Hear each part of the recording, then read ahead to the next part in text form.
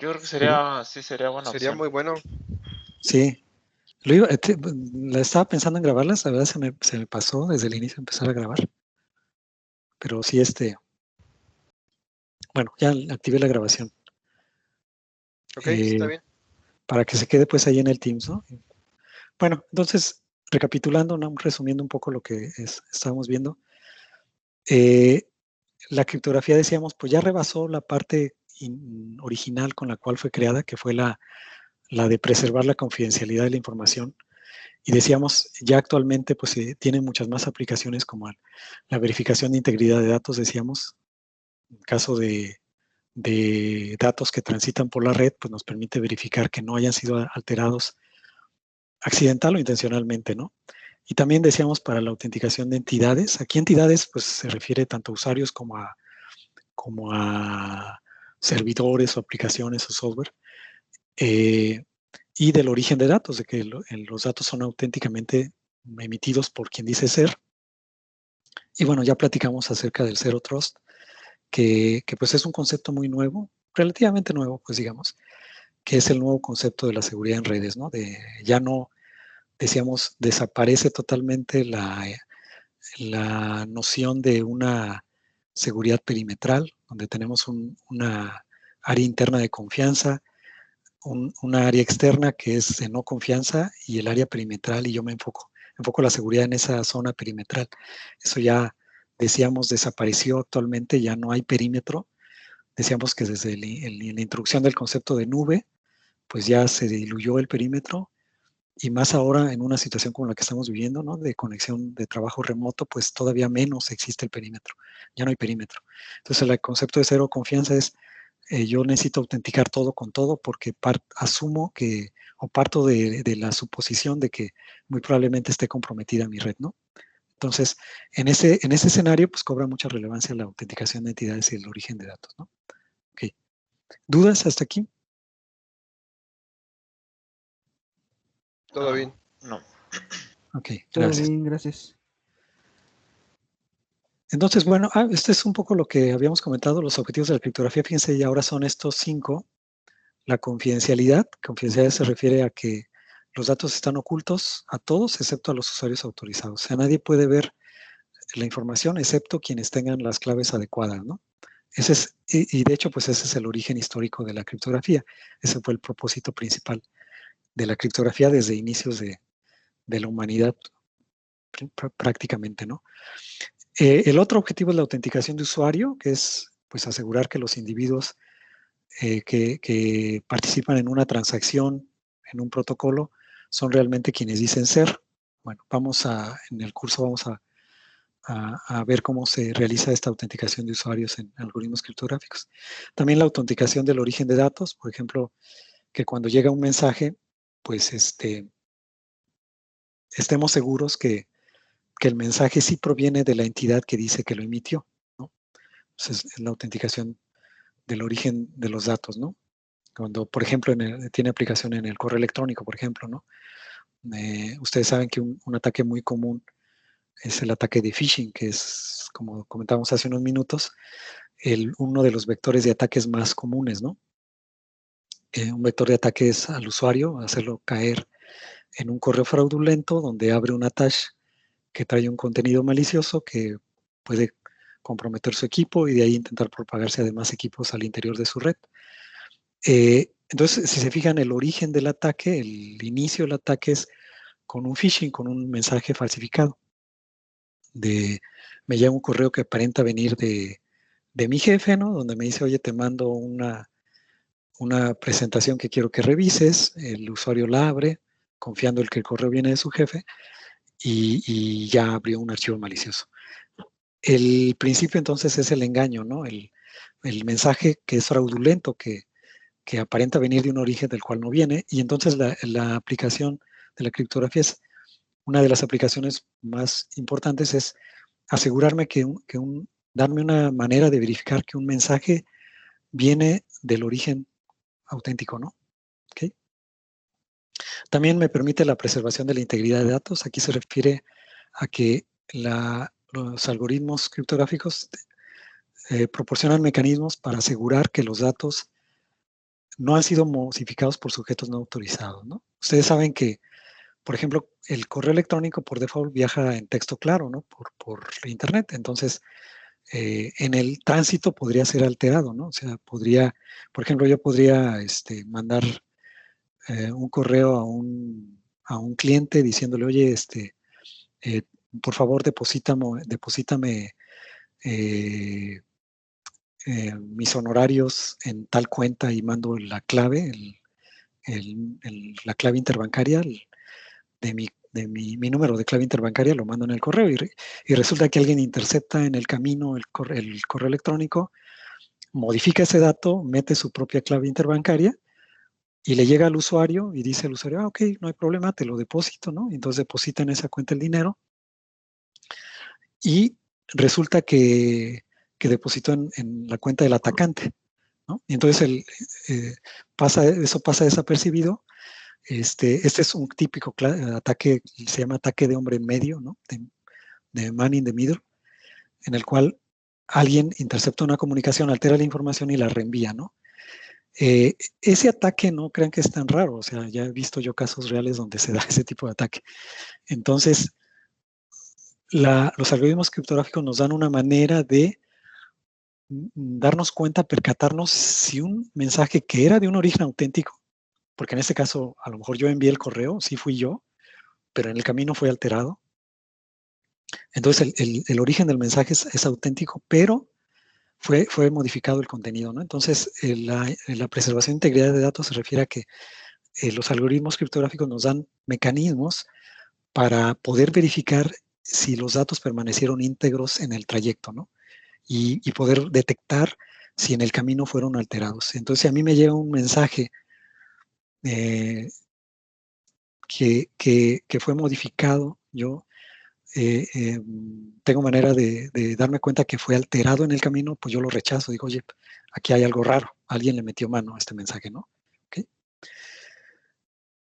Y por último, la otra aplicación que encuentro es el no repudio. El no repudio se refiere a cuando yo rechazo que hice una acción que dije hacer, ¿no? Esto tiene sobre todo mucha aplicación, o más bien se logra con la aplicación de firma electrónica o firma digital, porque como comentábamos hace unos minutos, ¿no? Una de las aplicaciones más utilizadas por la mayoría de los mexicanos de firma electrónica, pues es cuando hace su declaración de impuestos. Antes de que se implementara lo que le llaman la FIEL, ¿no? Bueno, creo que ahora ya le cambió el nombre, ¿no? No me acuerdo de creo que le llaman la firma electrónica avanzada, no sé, creo que ahora tiene otro nombre. Pero bueno, la FIEL, antes de que implementaran la FIEL, pues uno tenía cada año que hacer su declaración y presentarla por escrito, ¿no? Irla a llevar a las oficinas del SAT y entregarla y que bla, bla, que le sellaran de recibido, qué sé yo, ¿no? Pero a partir de, pues no me acuerdo de qué año, pero ya hace algunos años, lo que uno hace es conectarse al sistema del SAT y llenar ahí la declaración. Uno declara cuánto percibió, ¿no? Cuál fue su monto de ingresos, cuántos impuestos se le retuvieron, declara uno sus deducibles, etcétera, y al final pues manda esa información. Pero esa información va firmada con esta firma electrónica.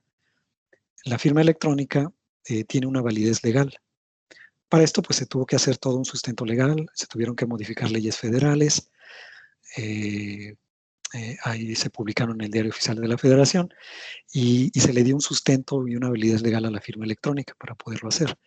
Entonces, cuando yo me doy de alta en Hacienda, me registro ante Hacienda y me asignan mi firma electrónica, me hacen responsable de esa firma electrónica. ¿Y por qué?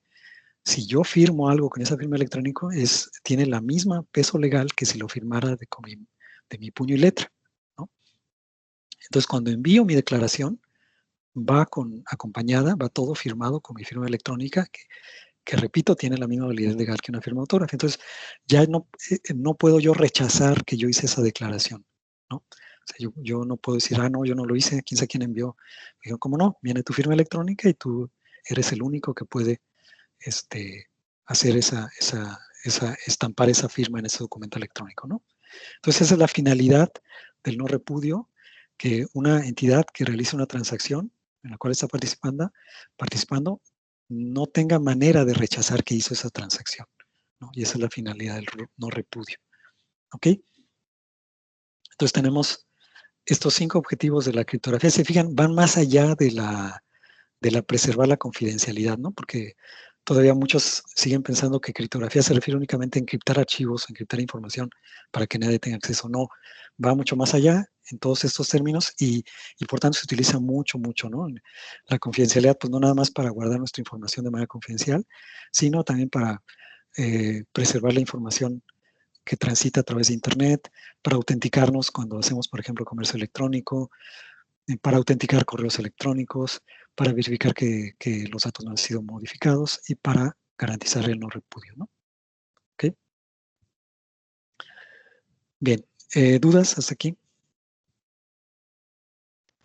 No. No, todo bien.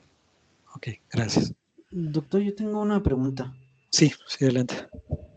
Digo, a lo mejor no va tan al tema, pero ahorita me surgió. Tengo entendido que la firma electrónica, justamente en el tema de lo del SAT, se renueva cada cierto tiempo. Desconozco ahorita el dato exacto, pero creo que es cada 2, 3 años, algo similar. Mi pregunta es, ¿usted sabe por qué es necesario renovar la firma?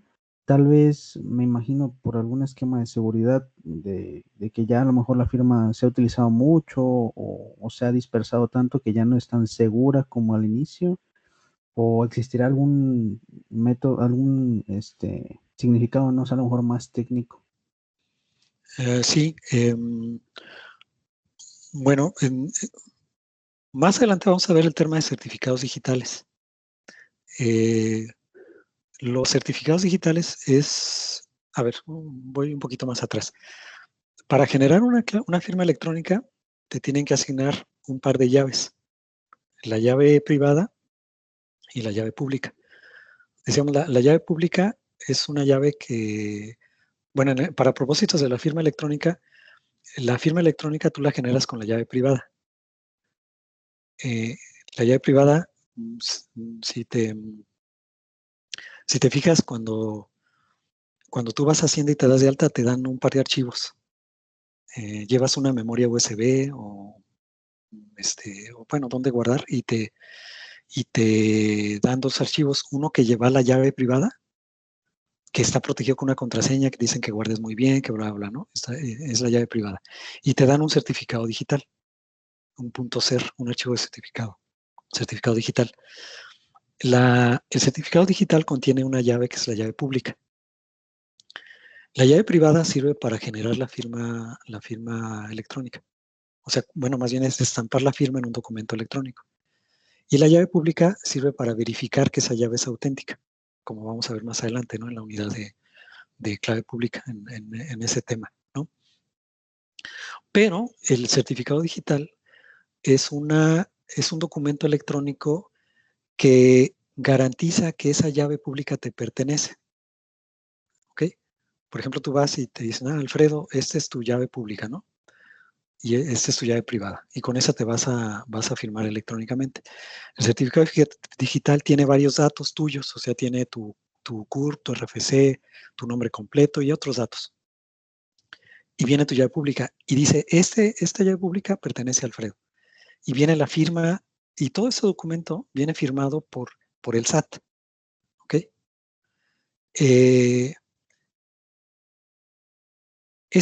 certificado tiene un periodo de validez, que es el periodo que me dices, que creo que son 3 años. Entonces, hasta donde yo sé, creo que no se renueva propiamente la llave, sino que se renueva el certificado. Entonces, lo que hacen ellos es simplemente, en todos los esquemas, esto lo vamos a ver en la última unidad en la criptografía, en PKI, en infraestructura de clave pública, todos los certificados deben de tener un periodo de validez. ¿Por qué? Porque puede ser que la llave se comprometa. A ver, ¿por qué se puede comprometer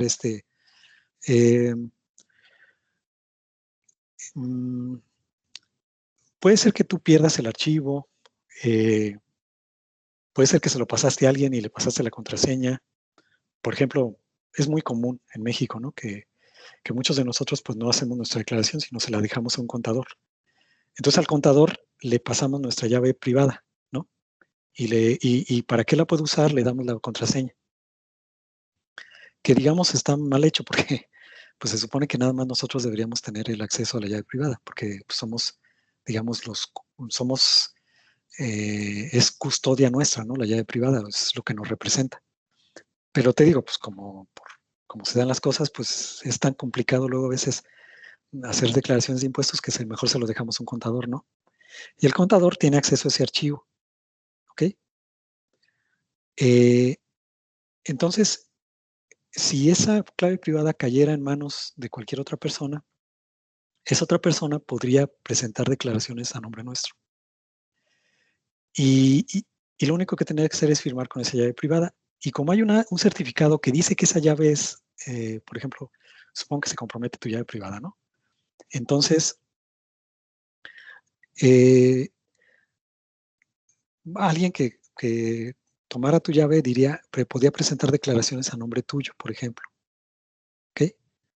O incluso otro tipo de transacciones, pero ahora se utiliza más también para otro tipo de cosas, ¿no? La llave, la firma electrónica. Por ejemplo, para declaraciones patrimoniales, en fin, para funcionarios federales. Entonces, como hay un certificado público que dice que esa llave sí es tuya, es de Alfredo, pues quien tenga ese certificado va a decir, sí, pues sí es la llave auténtica, entonces la acepta, ¿ok? Entonces, por eso es que se les tiene que dar un periodo de validez para que esos certificados, si se quedan por ahí volando a alguien, ya sean caducos, ¿no? ¿Ok? Entonces se refuerza la seguridad dándoles un periodo corto de validez. También existe la revocación, o sea, si tú, por ejemplo, te diste cuenta que tu llave se perdió, que no sabes quién la tiene, o por ejemplo, en este caso, la diste al contador, saliste mal con ese contador por alguna razón, y dices, sí, pero él tiene mi llave, ¿no? Tú puedes pedir una revocación, o sea, es decir, decirle a Hacienda, ¿sabes qué? Ya no estoy seguro de que mi llave la tenga yo nada más, alguien se la voló o mi máquina fue comprometida, ellos te pueden generar una nueva. Pero imagínate que pues te dieron un nuevo certificado, pero anduviera por ahí volando otro que sigue siendo válido, ¿no? ¿Ok? Entonces, una manera de reforzar la seguridad es dando un periodo de validez a los certificados, no dejando que los certificados sean válidos de por vida, sino se les deja un campo que determinan las fechas, y de hecho ponen la fecha de inicio y la fecha no determina la validez del certificado. Entonces, todos los certificados que emite el SAT por default tienen un periodo de validez de 3 años, y cuando está por caducarse, de hecho, tienes la opción de renovarlo y te emiten un nuevo certificado, aunque no te cambian la clave. ¿Ok? Te pueden cambiar la clave si, por ejemplo, pues te digo, tú avisas que fue comprometida, te la renuevan, ¿no? Pero tiene que ver con esos temas del posible compromiso de la llave. ¿Ok? Sí, un tema. Ahora, por cierto, no es que te cambien, por ejemplo, pues una falla de seguridad del SAT es que, bueno, y es un error digamos, desde la concepción del concepto de firma electrónica que lo hicieron. Fíjense que una cosa que hay que cuidar mucho con las regulaciones y con las normas es que sean neutrales a tecnología, ¿no? Eso es un punto muy importante, porque si no, te atas a una cierta tecnología. Y eso no pasó con la norma de firma electrónica de gobierno federal, porque en la norma aparece que debe ser RCA de 1024 bits. O sea, increíblemente, la norma establece un algoritmo específico y establece un tamaño de clave. Y eso está mal porque el tamaño de clave, como vamos a ver más adelante, pues tiene que ir aumentando con el tiempo porque el poder de cómputo va aumentando. Entonces la seguridad de la criptografía ya no es la misma. No es lo mismo la seguridad de RCA de hace 20 años con 1024 bits que la de ahora. ¿Sí me explico? Porque ahora sí se puede romper más fácil. Entonces uno tendría que ir evolucionando, o sea, se tendría que ir aumentando el tamaño de clave. Pero el problema es que en México no se puede ni cambiar de algoritmo, ni cambiar de tamaño de clave porque está en la ley, ¿no? Entonces, cuando te renuevan usando el mismo algoritmo y el mismo tamaño de clave. O sea, no es una cuestión de mejorarte la seguridad, cosa que está mal, porque inclusive la renovación de claves debería de aprovecharse también para aumentarte la seguridad de la firma electrónica. Pero eso no ocurre en México, porque mal hecho está atado a la ley, ¿no? Y si quisiéramos cambiar eso, se tendría que pasar por otra vez el relajo de la aprobación en las cámaras, de la propuesta de ley y de cosas que no entienden los diputados ni los senadores y todo ese tema, ¿no? Pero bueno, ya, esa es otra cosa, ¿no? No sé si me expliqué, Alfredo. Sí, doctor, completamente. Sí, yo también me imaginaba que tenía como esos fines, el tema de la vigencia, porque se ve en todos lados, ¿no? Por ejemplo, también los certificados SSL, También. es el mismo tema, ¿no? Esa vigencia. Y Sí. como usted lo acaba de decir, pues el tiempo es holgado, ¿no? Va más de 2 años, seguramente alguien que sea persistente, pues puede llegar a lo mejor a vulnerar, ¿no? Esas llaves o algo. Entonces sí, pensé que iba por ese sentido, por ese rumbo. Muchas gracias. Sí, no, a ti, Alfredo. Sí, y de hecho, fíjate, como la llave privada está protegida con una contraseña, pues es lo más común ponerles contraseñas bien fáciles, que es lo que más hace el usuario, ¿no? Yo, por ejemplo, cuando le pasé mi clave a un contador, me dijo, oye, pero pues tienes una contraseña bien difícil, no me acuerdo. Le voy a cambiar y le voy a poner esta y no una así de Morelia 1, una cosa así, ¿no? Entonces, no, pues ¿cómo? ¿No? Entonces, pues es muy fácil que se comprometan también las claves privadas, ¿no? Ok. Bien, no sé si hay más dudas sobre este tema. ¿No? De mi parte, no. Todo bien. Ok, gracias. Bien, vamos a hablar un poco de la historia de la criptografía. Es un tema muy interesante, pero bueno, no tenemos mucho tiempo para explayar mucho sobre esto, pero bueno, la historia es muy interesante. Yo les decía que la criptografía, pues yo creo que es tan antigua como la humanidad misma, ¿no? ¿Por qué? Porque está en la naturaleza humana que tenemos conflictos, ¿no? O sea, hay conflictos entre grupos. Yo creo que desde los orígenes de la humanidad generamos grupos y generamos guerras y generamos conflictos entre grupos. Y entonces el tema de que queremos comunicarnos, pero sin que se entere el enemigo, pues ha existido, les digo, yo creo que desde los orígenes de la humanidad misma, ¿no? Por tanto, no ha habido cultura, no ha habido civilización que no haya tenido métodos de criptografía. Yo creo que en todas ha habido ese interés de poder enviar un mensaje a alguien, pero poderlo enviar de manera que si lo interceptan personas que no queremos que vean lo que va ahí, no se enteren que va en ese mensaje. Esa situación se ha dado toda la vida, ¿no? Les digo, se pierde, ¿no? En el origen de la humanidad cuáles serían los primeros algoritmos criptográficos. No sabemos realmente cuáles fueron los primeros, pero sí sabemos que hay indicios de que las primeras culturas que existieron, las primeras civilizaciones humanas, ya usaban métodos criptográficos. Si ustedes quieren, muy simples, muy ingenuos, pero ya existía la intención, pues, digamos, ¿no? Por ejemplo, en la civilización egipcia,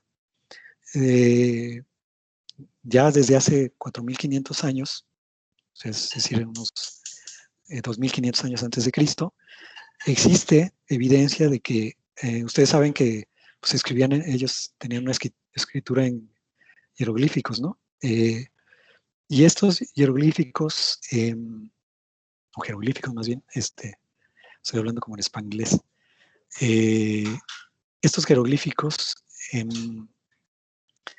pues solamente los conocían unos cuantos realmente. De hecho, era la clase sacerdotal la que sabía de los significados, pero incluso dentro de la clase sacerdotal había cierto tipo de jeroglíficos que tenían un significado oculto, o sea, es decir, no había que interpretarlos de cierta forma para descifrar el contenido de esos jeroglíficos. Entonces, digamos que ahí aparecen los primeros principios, ¿no? de la criptografía, de esconder información, ¿no? en la escritura. También en Mesopotamia, pues que es que casi también la cuna de la civilización, se han encontrado. Recuerdan que ahí es donde se empieza a aparece la escritura cuneiforme, aparecen estas tabletas de barro, ¿no? De arcilla, donde se escribía con esta escritura cuneiforme, y ya se conocen ahí tabletas que están cifradas de cierta manera, ¿no? Usando principios básicos de criptografía como de transposición o de sustitución. Bueno, allí creo que era más bien de transposición, ¿no? También, por ejemplo, en la cultura hebrea, se tiene algo que se le conoce como el cifrado Atbash, que es un cifrado de sustitución, donde se sustituye una letra por otra, siguiendo ciertos principios, utilizando las letras del alfabeto hebreo. Esto es para escribir cierta información, ¿no? Este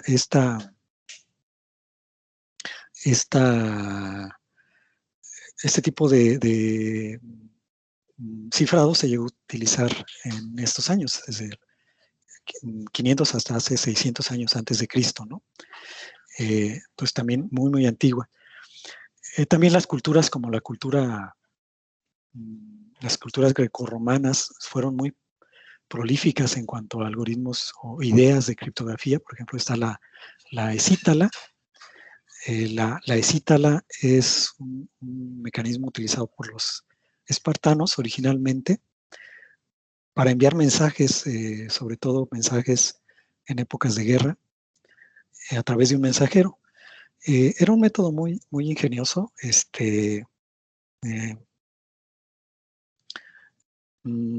A ver si me puedo explicar simplemente así con la voz para... hagan de cuenta que, digamos, la manera en que enviaban mensajes, pues era a través de un mensajero que iba caminando, ¿no? O corriendo, digamos, a través de cierta distancia. ¿Se acuerdan que ahí tiene el origen de los maratones, ¿no? Cuando la guerra de Maratón, en donde enviaron un mensajero que recorrió esa distancia en un tiempo récord y llegó para dar un mensaje y pues ahí falleció, ¿no? Entregó el mensaje, pero falleció por el esfuerzo que hizo. Y a partir de ahí se inician, en recuerdo de ese esfuerzo heroico, pues se inician los maratones, ¿no? Las carreras de maratón.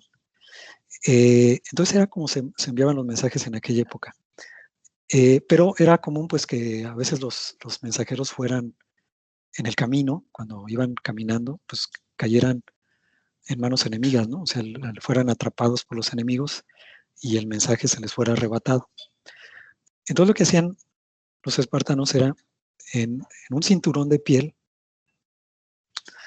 tomaban un bastón, que ese era el nombre del bastón, la escítala, era un bastón, enrollaban el cinturón, hacían rollito el cinturón alrededor del bastón, de tal manera de que, digo, espero que se lo estén imaginando, o sea, enrollaban alrededor del bastón el cinturón y luego escribían el mensaje a lo largo de la longitud del bastón, ¿no? De tal manera que una palabra, pues cada letra iba pasando por una parte del cinturón. Y entonces a lo largo del palo escribían el mensaje, las letras sobre el cinturón, pero a lo largo, tomando la longitud del bastón. Y luego desenrollaban el cinturón. Y lo que ocurría es que las letras se transponían, ¿no? Al desenrollar el cinturón. Entonces, al desenrollar el cinturón, las letras se permutaban, ¿no? A lo largo. Entonces, ustedes veían las letras a lo largo del cinturón, pero no tenía sentido porque estaban transpuestas. Entonces, ahí aparece el principio de transposición. Una manera muy básica de encriptar la información es cambio de lugar o de posiciones las letras del mensaje. ¿Okay? De tal manera que, pues no, si alguien lo ve, pues no entiende. Es el principio de transposición. ¿Cómo se descifraba? Pues tenía que llegar el mensajero entregar el cinturón, se tomaba un bastón de las mismas dimensiones y se volvía a enrollar el cinturón y se leía el mensaje a lo largo del bastón, ¿no? ¿Okay? No sé si me expliqué, espero que sí. Entonces, este mecanismo muy, muy ingenioso de la escítala, pues ya da origen a uno de los principios básicos de la criptografía, el principio de transposición. ¿Cómo ¿cuál puede ser un mecanismo con el cual ocultemos información? Pues transponiendo cosas, ¿no? O sea, cambiándolas de lugar, ¿ok? En un mensaje. Y ese principio básico muy sencillo, pues es uno de los principios básicos. El otro es el principio de sustitución, que decíamos, sustituir una letra por otra. En lugar de la A ponemos la P, en lugar de la B ponemos la R, etcétera, ¿no? Es el principio de sustitución. Entonces, incluso estos dos principios que ustedes pueden decir, pues sí, son muy obvios, o sea, sustituyo una letra por otra, o la cambio de posición, o hago combinaciones, ¿no? Estos dos principios siguen utilizándose en la criptografía actual, pero obviamente elevados a la enésima potencia, es decir, un montón de sustituciones, un montón de transposiciones para revolver más las cosas, ¿no? Pero los principios básicos ya existían desde entonces, ¿no? Desde siglos antes de Cristo, ¿no? ¿Okay? Por ejemplo, está el cuadro de Polibio, que es también un método de este matemático Polibio, que simplemente es también poner un mensaje en una matriz, que ahora lo podríamos ejemplificar así. Digamos, yo, por ejemplo, pongo un mensaje y escribo en una matriz y escribo de manera que escribo en los renglones, ¿no? Pero luego lo que hago es que en lugar de tomar los renglones, pues ahora cuando transcribo el mensaje, lo transcribo por las columnas. No sé si me explico. Y entonces yo veo las letras que están por columna en el mensaje, que es, si se fijan, sería equivalente el cuadro de Polibio al Escítala, ¿no? Porque es también una transposición.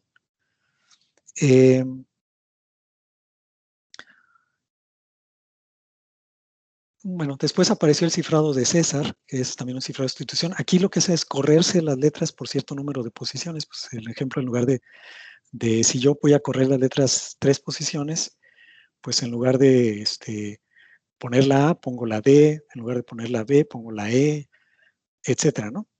En lugar de la C, pongo la F. Es un principio muy sencillo, pero pues lo utilizó, por eso se llama el cifrado de César, lo utilizó Julio César para comunicarse con sus generales. Digo, es como muy ingenuo, muy simple este cifrado, y sin embargo fue utilizado, y bueno, y tiene cierta justificación en el sentido de que, pues imagínense, si en una época en la cual muy poca gente leía, o sea, la mayoría de la gente era analfabeta, muy poca gente podía leer, y además le ponías galimatías de las letras corridas, pues no entendía nada, ¿no? Entonces, pues para la época, pues estaba muy bien. ¿Okay? También los árabes hicieron avances muy interesantes, la civilización árabe, incluso desde antes de Cristo hasta la época, pues de la expansión en el, pues en el sur de Europa, bueno, en el norte de África y en España y todo esto de los árabes. Acuérdense que cuando cayó el Imperio Romano, pues los romanos habían logrado grandes cosas técnicas y habían heredado el avance matemático que habían tenido los griegos, pero al decaer el Imperio Romano, la humanidad pues entra en lo que se llama la época oscura, ¿no? La época del medievo, donde predomina la religión, muchos de los avances que habían logrado los griegos se pierden un poco, el conocimiento deja de avanzar, avanza la superstición, el fanatismo y todo esto. Y en Europa, pues Europa entra en una edad oscura, ¿no? Pero mientras Europa está en esa edad oscura, mucho del conocimiento de los griegos lo rescatan los árabes, los musulmanes, y ellos continúan con el trabajo de los griegos y siguen explorando la matemática, la astronomía y el conocimiento en general, ¿no? La medicina. Entonces, en aquella época, la cultura árabe se convirtió como el refugio, ¿no? Digamos, de la ciencia y del conocimiento. Y la criptografía, pues, no fue la excepción. Por ejemplo, Al-Kindi, que es un matemático árabe que hizo varias cosas en matemáticas en el año 800, no sé si es antes de Cristo, es el año 800, pero bueno, inventa el análisis de frecuencia para romper cifrado de sustitución. O sea, es decir, cuando vamos a platicar un poquito más adelante a fondo sobre esto, pero cuando ustedes sustituyen una letra por otra, digamos, algo que ocurre es que en los lenguajes naturales, las letras tienen cierta frecuencia de ocurrencia, ¿no? Que dependen del lenguaje. Por ejemplo, en español es mucho más frecuente la aparición de la A o de la E o de la N que, por ejemplo, de la X, ¿no? O, por ejemplo, de la Z. O sea, ciertas letras ocurren de manera más frecuente que otras y cada letra tiene como su frecuencia característica, ¿no? Entonces, cuando hacemos un cifrado de sustitución, la letra que estamos sustituyendo, digamos, toma la frecuencia de la letra a la que sustituyó. Entonces, si por ejemplo sustituimos la A por la R va a tener la frecuencia de la A. Entonces, lo que tenemos que hacer, digamos así a grandes, simplificándolo mucho, para romper un cifrado de sustitución es analizar las frecuencias de cada letra y ver a qué letra corresponde en el lenguaje. ¿Ok? Este principio ha sido vuelto a descubrir después varias veces a lo largo de la historia, pero Al-Kindi es la primera referencia de alguien que pensó en esta idea para romper el cifrado de sustitución, ¿no? Y escribe este texto en árabe que significa manuscrito para descifrar textos cifrados. Entonces ya él inventa un análisis de frecuencias para romper el cifrado de sustitución, ¿no? Este método pues se sigue utilizando de alguna manera, ¿no? Para hacer criptoanálisis. Bueno, por cierto, criptoanálisis se refiere a la rama de la criptología que estudia cómo romper los algoritmos de cifrado, ¿no? Entonces, a lo mejor podríamos decir que Al-Kindi fue de los pioneros del criptoanálisis, ¿no? Después está Ahmad, no digo el apellido porque no sé bien cómo se pronuncia, pero Ahmad al-Khwarizmi, que vivió en estos años de 1355 a 1418, que escribe este tratado sobre, es toda una enciclopedia sobre diversos temas, pero es de 14 tomos. O sea, les digo, en aquella época todo el conocimiento pues estaba siendo preservado, digamos, por los árabes. Entonces ellos generaron las primeras enciclopedias, ¿no? Digamos. Y Al-Khwarizmi, dentro de su enciclopedia, incluye una sección sobre criptología, o sea, sobre algoritmos criptográficos y sobre cómo romperlos, ¿no? Ya en aquellas épocas. ¿Okay? Luego, pues, un poquito más adelante, el matemático León Battista Alberti presenta en 1467 el cifrado polialfabético, del cual vamos a hablar un poquito más adelante, pero bueno, se data de esa época. Tritemius escribe un libro muy interesante, se llama Poligrafía, que vivió en ese año 1462-1516.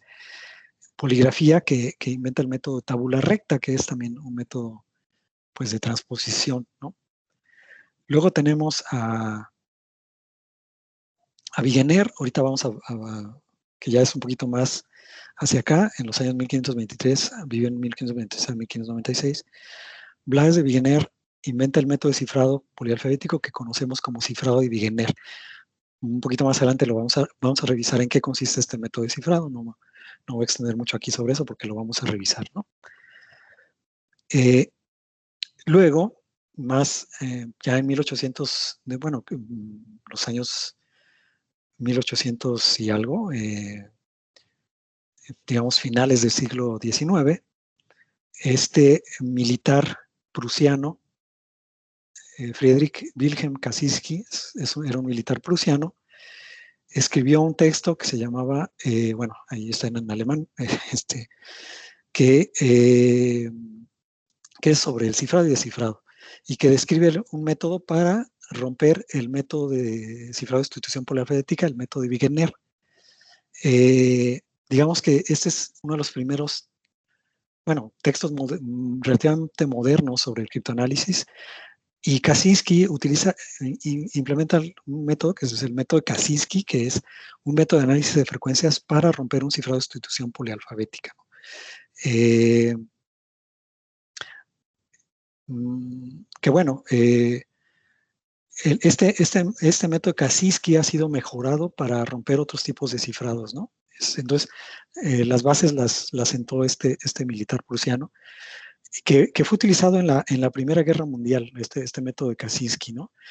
Fíjense, una cosa muy interesante. Yo comentaba hace un rato que la criptografía es tan vieja como la humanidad, porque en la humanidad siempre ha existido la intención de ocultar mensajes porque existe conflictos entre personas o entre seres humanos, ¿no? Y una afirmación de esto, una reafirmación de este concepto es que los mayores avances de la criptografía se han dado en las guerras. En las guerras es cuando se ha logrado avanzar más en temas de criptografía, particularmente en las dos guerras mundiales. Y bueno, yo diría en 3 guerras, ¿no? En la Primera Guerra Mundial, la Segunda Guerra Mundial y en la Guerra Fría. Y en esas 3 guerras es cuando más se ha impulsado el desarrollo de la criptografía.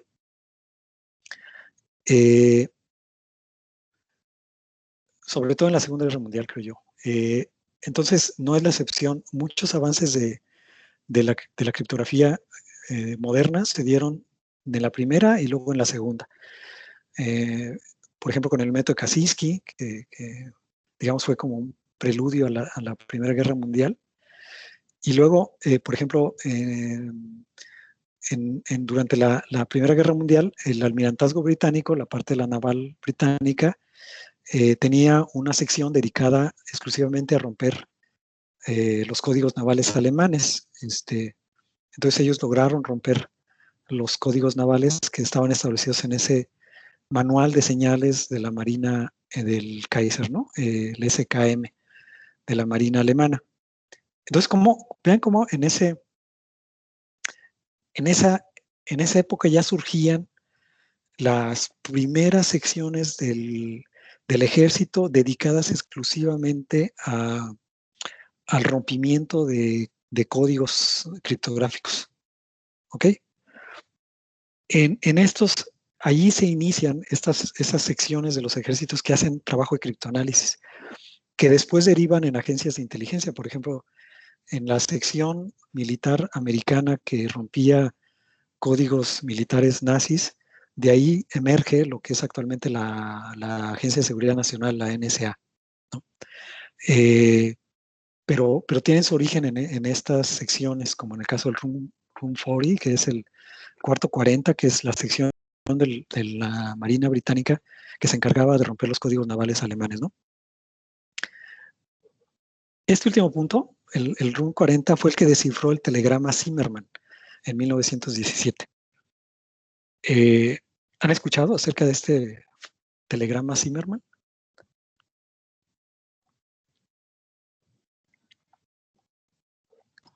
No, yo no. ¿No lo he escuchado? No, tampoco. Bueno, se los platico. Es muy interesante porque tiene que ver mucho con la historia de México. Por eso lo quise incluir. Tiene que ver mucho con la historia de México. Fíjense. Cuando estalló la Primera Guerra Mundial, fue esencialmente una guerra europea, ¿no? Como ustedes recuerdan, que, bueno, la detonó un atentado, ¿no? De un duque de Sarajevo o algo así. Fue un atentado de un radical extremista que fue y disparó contra este noble, ¿no? Y de ahí se fue como un castillo de naipes, o más bien como efecto dominó, que un país se declaró con la guerra con otro, etcétera, etcétera, hasta que se involucraron las mayores potencias, ¿no? Alemania, Francia, Inglaterra, Prusia, en fin, ahí. Y durante mucho tiempo, Estados Unidos permaneció neutral, ¿no? a la guerra europea. La opinión pública americana era de que no deberían involucrarse en una guerra que no les competía, ¿no? Que era una guerra esencialmente europea, que ellos no deberían de meterse en esa guerra. Esa era la opinión generalizada del, digamos, el público americano, ¿no? Del ciudadano americano. Y obviamente, pues el presidente en ese entonces no deseaba contrariar la opinión pública y no quiso comprometerse, a pesar de que los aliados, particularmente Gran Bretaña, que siempre ha sido un gran aliado de los Estados Unidos, le pedía que lo apoyara, ¿no? En el esfuerzo bélico. Pero ellos no querían participar. Pero entonces ocurre un evento que cambia el rumbo de la guerra, que tiene que ver con el telegrama Zimmerman y tiene que ver con México. ¿Qué ocurrió? Que en aquel entonces,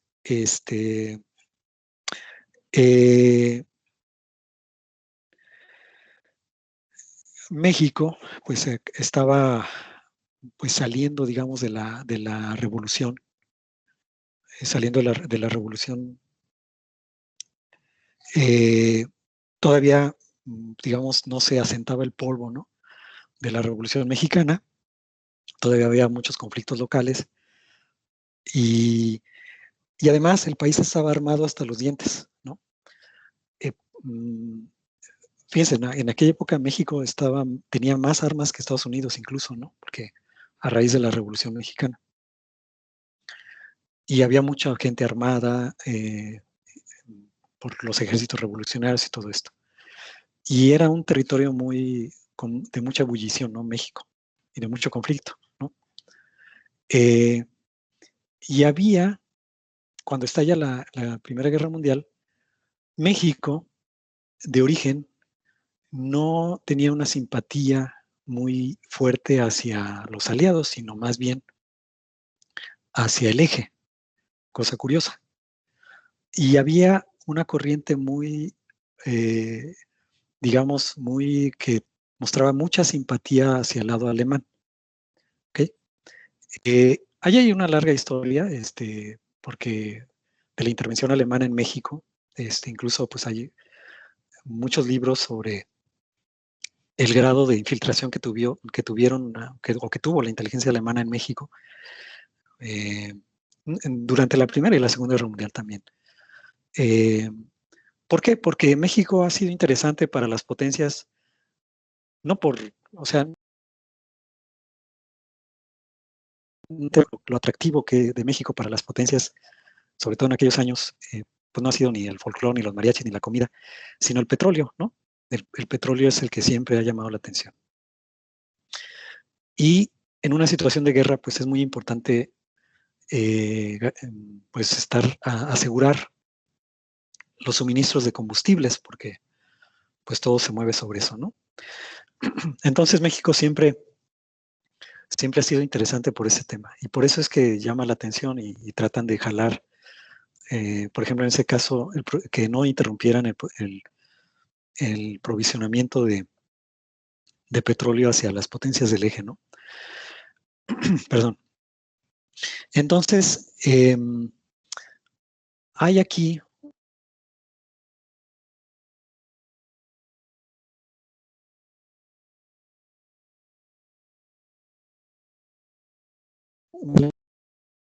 que hace Estados Unidos, ¿no? Entonces, como el eje, las potencias del eje, entonces, o sea, Austria, Prusia, Alemania,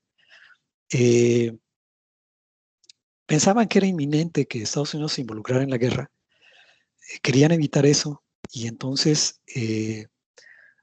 decían, bueno, si logramos que México nos apoye y ataque a Estados Unidos, lo vamos a mantener distraído en una guerra con México.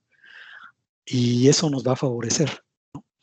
E intentan negociar con México que se alíen con Alemania. Y a cambio de este apoyo hacia el eje, le ofrecen, obviamente, apoyo militar, apoyo en armamento, pero además le prometen que de ganar la guerra, le iban a regresar a México todos los territorios que le quitó Estados Unidos, ¿no? Que le iban a devolver a México California, Texas, Arizona, etcétera, ¿no? a cambio de que apoyen al eje en la guerra y le declaren la guerra a Estados Unidos. Pero este ofrecimiento se lo hacen llegar el entonces ministro de Relaciones Exteriores de Alemania era una persona de apellido Zimmermann. De ahí el nombre de telegrama Zimmermann. Zimmermann manda un telegrama a la representación diplomática alemana en México para que le hagan este ofrecimiento al presidente, que era en ese entonces creo que Venustiano Carranza, creo. Que le hagan este ofrecimiento para que se inclinen a favor del eje, ¿no? Para que ataquen o se involucren en la guerra y ataquen a Estados Unidos. Pero este telegrama cae en manos de la Marina Británica, que tenían intervenidos los canales de comunicación de telegrafía de Alemania.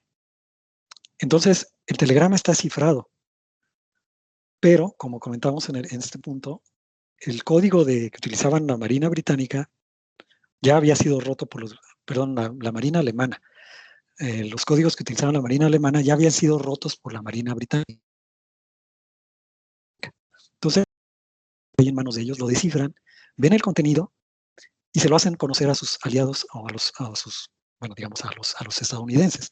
Le dicen, mira, esto es lo que está planeando Alemania y esto es lo que le está ofreciendo a México. El telegrama es publicado en varios diarios en Estados Unidos, de que fue intervenido y lo que se sabía, y causa una indignación pública en el público, o sea, en la audiencia americana.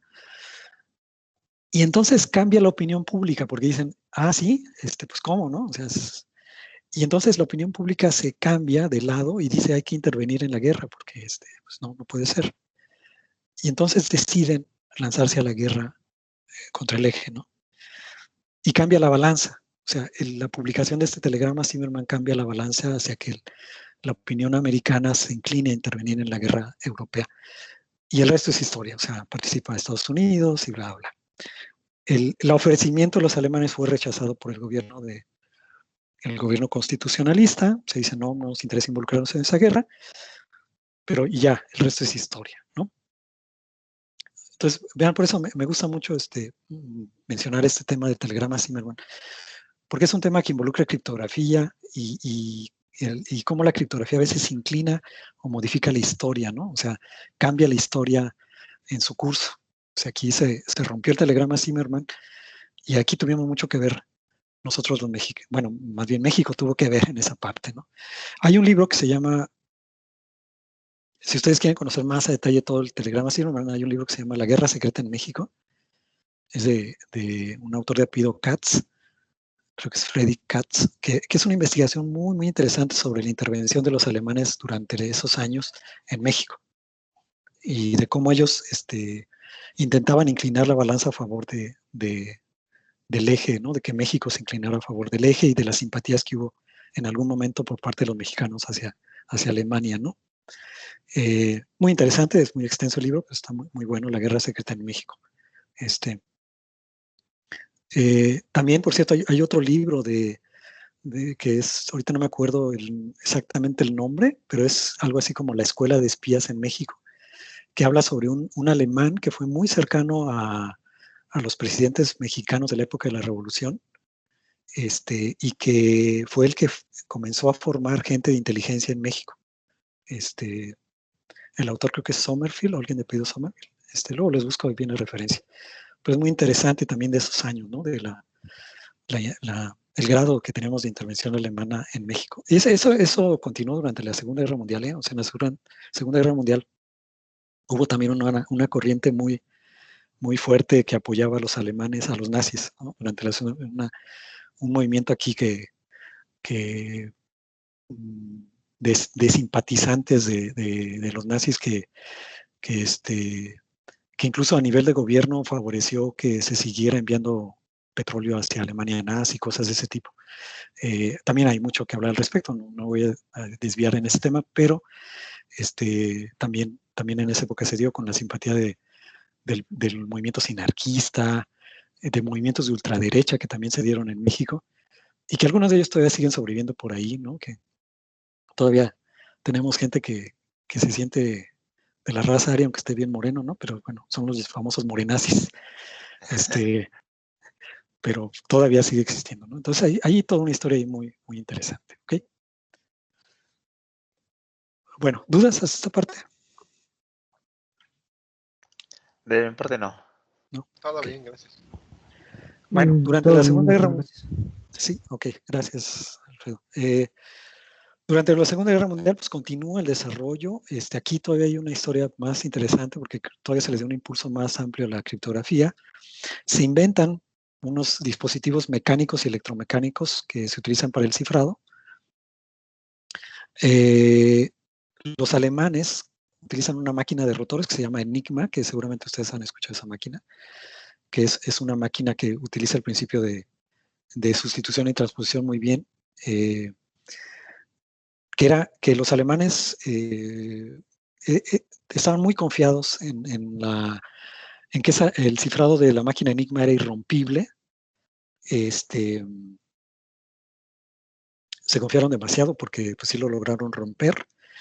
Es toda una historia. No me voy a entretener mucho en esto y pues si quieren pueden, no sé si han visto la película de Enigma, que se llama así la película Enigma, que actúa Benedict Cumberbatch. ¿Sí la han visto? Creo que Sí. está en Netflix, ¿eh? Sí la han Sí, visto. sí. Bueno, pues ahí está la historia, ¿no? Está muy, muy Hollywoodesca. romantizada, muy hollywoodesca, porque casi él solito, Ajá.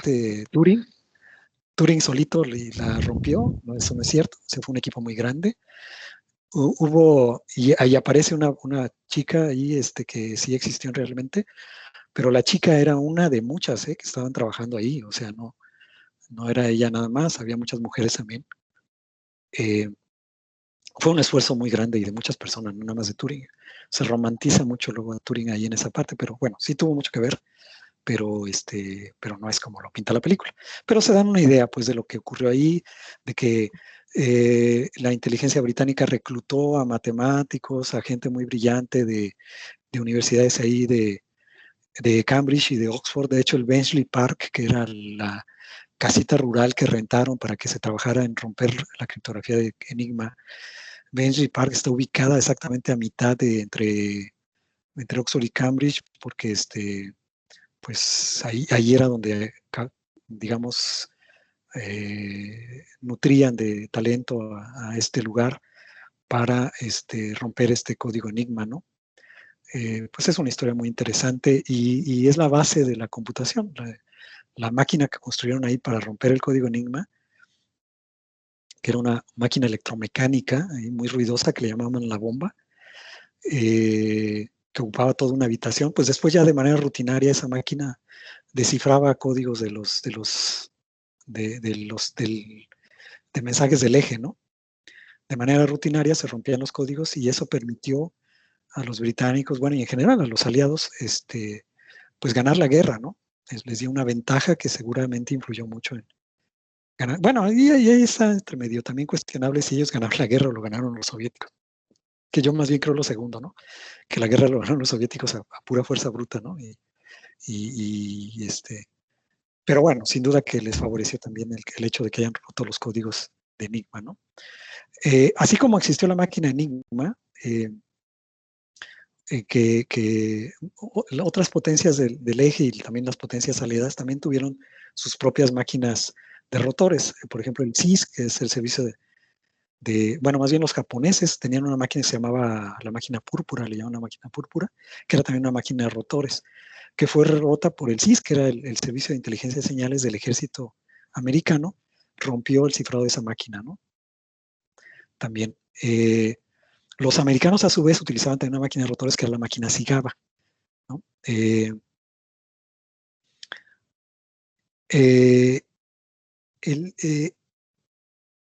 Bueno, todos tuvieron sus máquinas de rotores y etcétera. También hay toda una historia alrededor de eso, de las secciones de los ejércitos que se dedicaban a romper cifrados. Esas, como comentaba hace un rato, todas esas secciones después derivaron en las unidades de inteligencia, ¿no? Que ahora conocemos. Por ejemplo, el servicio, el SOE, que era el Ejecutivo de Operaciones Especiales británico, que era una sección del ejército británico que se especializaba en espionaje, en sabotaje, en trabajar atrás de las líneas enemigas. Era pues un grupo legendario, ¿no? Durante la Segunda Guerra Mundial. Para comunicarse utilizó lo que le llaman el cifrado poético, y que luego lo sustituye por el one-time pad. Más adelante vamos a hablar del one-time pad. Es un método muy, muy interesante, manual de cifrar información, que si es bien hecho es prácticamente irrompible, o sea, no hay manera de romperlo. Si es bien hecho, o sea, si se hace de manera adecuada, no hay manera de romperlo. Entonces, esta sección del ejército británico, que después se convirtió en el famoso MI, ¿no? En la inteligencia militar, en el MI5 y el MI6 británico, que es muy famoso por las películas de James Bond, ¿no? Pero bueno, ellos utilizaban este método, ¿no? Entonces, aquí hubo un desarrollo muy, muy fuerte de criptografía durante la Segunda Guerra Mundial. Y entramos en la época moderna. Hay varios hitos que vale la pena señalar.